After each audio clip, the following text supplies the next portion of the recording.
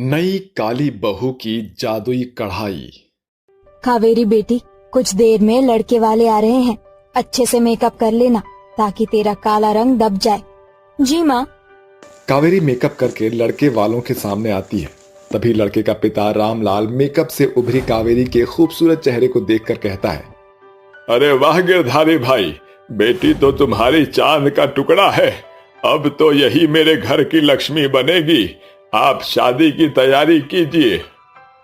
भाई साहब, आप तो देख ही रहे हैं, हम इस सकेती में दिन काट रहे हैं, इसलिए हम आपको दहेज नहीं दे सकेंगे। अरे समधन जी, निश्चिंत रहिए, मुझे दहेज में कुछ नहीं चाहिए। आप बस 2 जोड़ी कपड़े में अपनी बेटी को विदा कर दीजिएगा। हाँ, हम चलते हैं, शादी की भी तैयारी तो करनी है। कावेरी की शादी तय हो जाने के बाद ममता खुशी से भरकर गांव के हर घर में बताशे बांटती है, जिस पर प्रेमा पूछती है, क्यों री ममता, बड़ी खुश लग रही है। कावेरी की शादी तय हो गई है। ढलते दिनों के साथ कावेरी की शादी की घड़ी आ पहुंचती है और दुल्हन बनी कावेरी कहती है, माँ, पिताजी, आप दोनों सही नहीं कर रहे। झूठ के आधार पर जोड़ा गया रिश्ता कभी नहीं फलता। झूठ नहीं बोलते तो क्या करते? तेरे काले रंग के कारण अब तक के सारे रिश्ते टूट गए हैं। मुश्किल से रिश्ता लगा है। तेरे रिश्ते ढूंढ ढूंढ कर इस गरीब बाप के पैर घिस गए हैं। अब अपने ससुराल चली जा।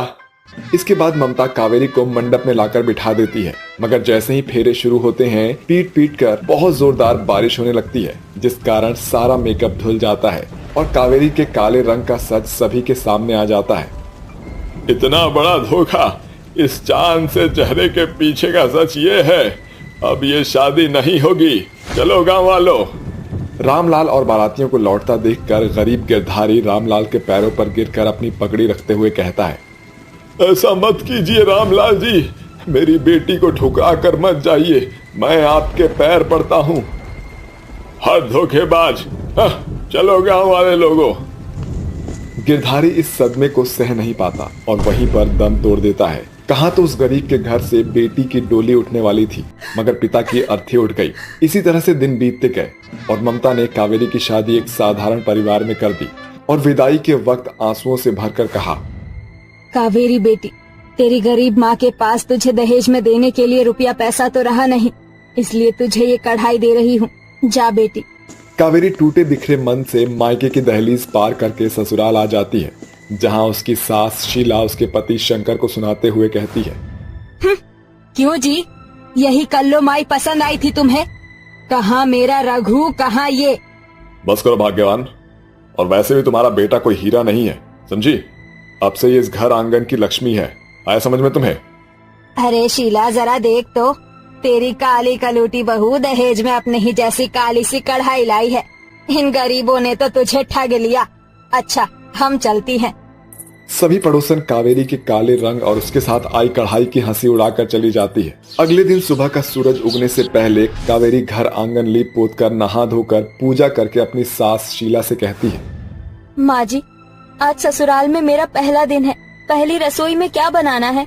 रसोई में राशन रखा है। सबसे पहले गुड़ की खीर बनाकर चूल्हा पूज दियो और फिर छोले पूरी बना दियो।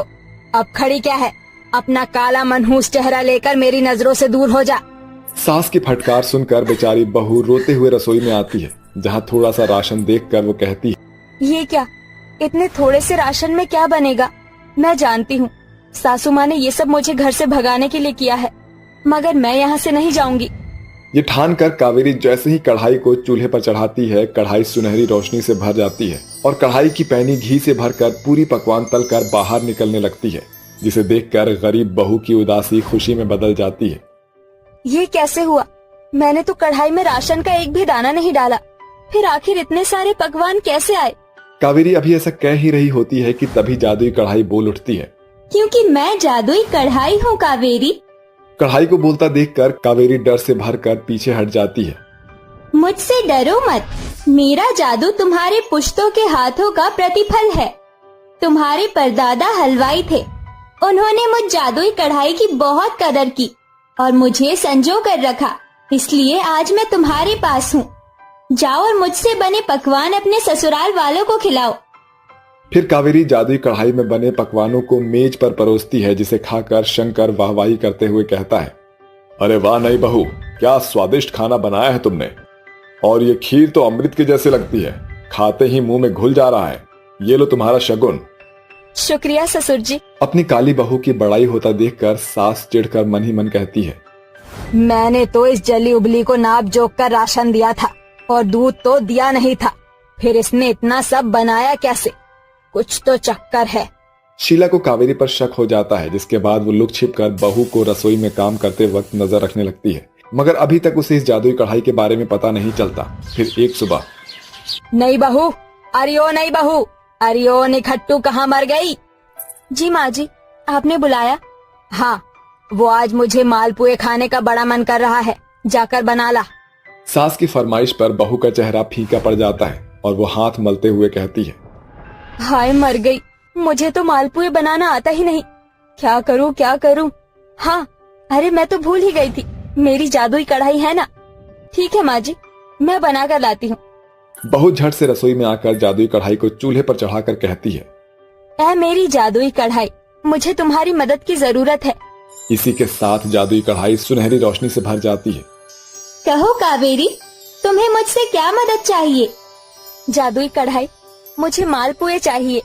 बहू के इतना बोलते ही जादुई कढ़ाई से ढेर सारे मीठे मालपुए निकलने लगते हैं और शीला कहती है, अच्छा, तो नई बहू के रसोई का राज ये जादुई कढ़ाई है। बहू सास को मालपुए परोसती है, तभी सास सारे गिले शिकवे मिटाकर कहती है, नई बहू, तूने अपनी जादुई कढ़ाई की बात मुझसे क्यों छिपाई? ये राज आज मेरे सामने खुल गया है। माँ जी, मैं आपको जादुई कढ़ाई की बात बताती भी तो कैसे, क्योंकि जिस दिन से मैं इस घर में बहू बनकर आई हूँ, आप मुझसे कटी कटी सी रहती थी। ठीक है, जो हो गया सो हो गया।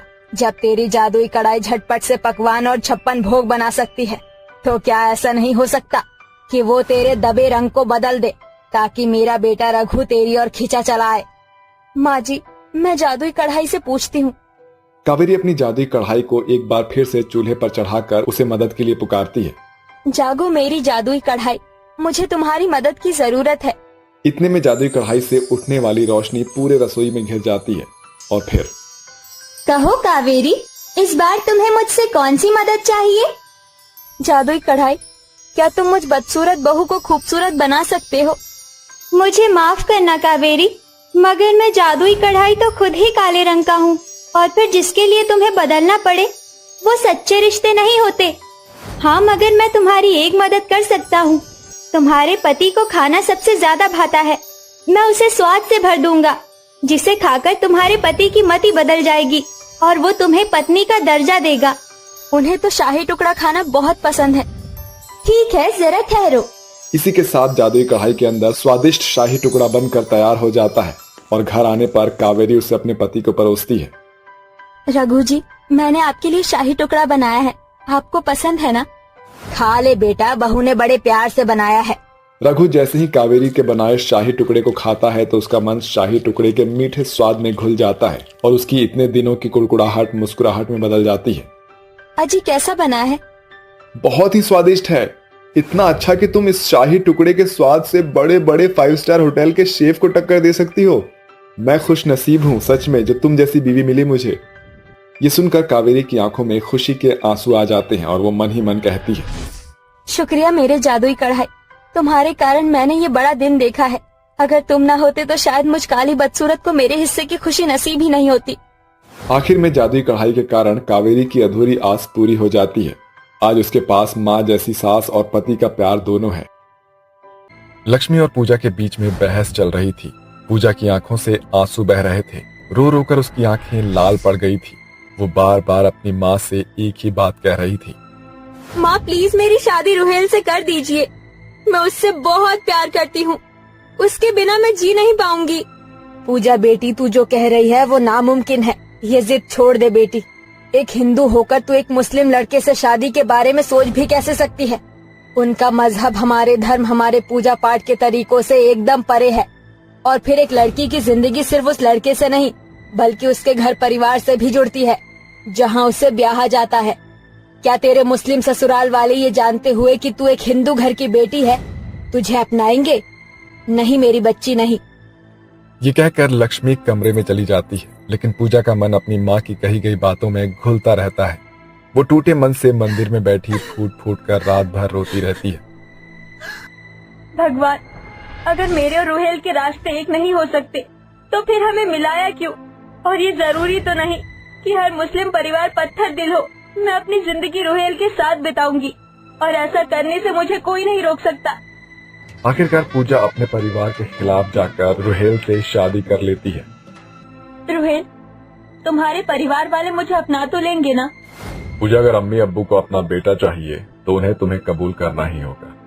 रुहेल की अम्मी शाजिया पूजा को लाल साड़ी और मांग में सिंदूर भरा देखकर गुस्से से भड़कते हुए बोलती है, या अल्लाह रुहेल, कौन है ये कमजोर लड़की? अम्मी, ये पूजा है, हमारी बेगम और आपकी बहू। या अल्लाह, तुम इतनी बड़ी गुस्ताखी कैसे कर सकते हो? रुहेल, ये क्या हिमाकत है? तुम एक हिंदू से निकाह कैसे कर सकते हो? हमारा घराना मुस्लिम है। अनवर, शाजिया और नगमा रुहेल को बुरा भला बोलकर कमरे में चले जाते हैं। कोई भी पूजा का गृह प्रवेश नहीं कराता, जिससे पूजा के मन में अपनी माँ की कही बातें उठने लगती है। रुहेल, मुझे माफ कर देना। मेरी वजह से तुम्हारी अम्मी, तुम्हारे अब्बू और तुम्हारी बहन तुमसे रूठ गए हैं। पूजा, वक्त के साथ सब ठीक हो जाएगा, बस हमें रिश्तों को थोड़ा समय देना होगा। अगली सुबह ससुराल में पूजा का पहला दिन था। ये सोचकर बहू सूरज उगने से पहले जाग जाती है। एक काम करती हूँ, माँ जी के कमरे से सफाई शुरू कर देती हूँ। ये कहकर पूजा अपनी सास के कमरे में पहुँचती है, जहाँ शाजिया पहली पहर की नमाज पढ़ रही होती है। अरे माँ जी तो नमाज पढ़ रही हैं, सासू माँ के कमरे की सफाई बाद में ही कर दूंगी। फिर बहू जैसे ही पैर बढ़ाती है, उसका पांव फर्श पर फिसल जाता है और उसके हाथों से झाड़ू छूटकर नमाज पढ़ रही अपनी सास पर चला जाता है, जिससे मुस्लिम सास बौखलाकर बेचारी बहू को मारने लगती है। निकम्मे निखट्टू, तूने हमारी नमाज जाया कर दी। आज हमारा रमजान का पहला रोजा था। माफ कर दीजिए, मगर मैंने जानबूझकर कुछ भी नहीं किया। बेचारी बहू के हाथों हुई छोटी सी एक भूल के नतीजे में उसे कोड़ों की मार सहने जैसे ताने मिले। अब वो कर भी क्या सकती थी, क्योंकि ये फैसला उसका खुद का था। पूजा ने रो रो कर सारे घर की सफाई की। तभी पूजा की ननद नाजिमा काले रंग की पॉलिथीन में मटन लेकर किचन में आकर कहती है, अरे ओ मेरी हिंदू भाभी जान, इसमें मटन है। अम्मी जान ने आपको पहली रसोई में मटन बिरयानी बनाने को बोला है। ये रहे ड्राई फ्रूट और ये बाकी का सामान। याद रहे भाभी जान, अगर बिरयानी के स्वाद में कोई भी खामी रही तो अम्मी तुम्हारी जान ले लेंगी। नाजिमा की इस धमकी से बेचारी हिंदू बहू का मन पूरी तरह से डर से भर गया था और मटन बिरयानी बनाकर खाने की मेज पर बैठे मुस्लिम ससुराल वालों के बीच उसे परोसना पड़ता है। हे भगवान, बस बिरयानी अच्छी बनी हो, क्योंकि आज मैंने पहली बार बिरयानी बनाई है। पूजा ने बिरयानी बनाने में अपनी पूरी जान डाल दी थी ताकि वो अपने मुस्लिम ससुराल वालों का मन जीत सके, मगर अफसोस रुहेल के घर वालों के मन में पूजा के प्रति बस नफरत घुल रही थी और शाजिया ने तो गुस्से में गर्मा गर्म बिरयानी से भरा बाउल बेचारी बहू के शरीर पर फेंक दिया, जिससे जलकर पूजा दर्द में चिल्ला उठी। आह माँ, मेरा शरीर जल रहा है। तो जल जा, कम से कम हमारे घर से तेरा साया तो जाएगा। तूने हमसे हमारी औलाद, हमारा रुहेल छीना है, लेकिन अब तेरी ये मुस्लिम सास तेरा वजूद मिटा देगी। अपनी मुस्लिम सास के इस अत्याचार के बाद बेचारी बहू सिहर उठी और उसकी आंखों में भरे आंसू गिर पड़े। तभी पूजा अपने ख्यालों से बाहर आ गई और उसने खुद को मंदिर में बैठा पाया, जहां अपनी माँ की बातों से उसका मन इस कदर चिंता में घुल गया था कि वो अपने मुस्लिम ससुराल वालों को अत्याचार करते हुए कल्पना कर बैठी थी कि तभी उसे रुहेल का फोन आता है। हेलो रुहेल। पूजा, हमारा सपना अधूरा नहीं रहेगा। पूजा, अम्मी अबू मान गए, उन्हें हमारी शादी से कोई एतराज नहीं है। इसके बाद पूजा और रुहेल की शादी हो जाती है और पूजा अपने मुस्लिम ससुराल आती है, मगर उसके मन में कहीं न कहीं उसकी कल्पनाएं आ रही थी। पूजा बहू, हमारे परिवार में तुम्हारा स्वागत है। आओ नाजिमा, भाभी जान को उनके कमरे में छोड़ आओ। आइए भाभी जान। कुछ ही पलों में पूजा अपने मुस्लिम ससुराल वालों से इस कदर घुल मिल गई जैसे उनके बीच बरसों पुराना रिश्ता रहा हो। अगले दिन पूजा नहा धोकर 16 श्रृंगार करके किचन में आती है और अपनी सास के पांव छूती है। प्रणाम माँ जी। माशाअल्लाह, बहू कितनी सुंदर लग रही हो तुम। अल्लाह तुम्हारे चेहरे के नूर को बनाए रखे। वैसे आज तुम्हारी पहली रसोई है, इसलिए तुम अपने हाथों से जो बनाओगी हम खा लेंगे। इसके बाद पूजा ने ससुराल की पहली रसोई में सेवई और खीर दोनों बनाया। उसने न सिर्फ अपनी बल्कि अपने ससुराल वालों की खुशी का पहलू भी समझा, जिसे देखकर उसके मुस्लिम ससुराल वालों का मन खुशी से भर गया था।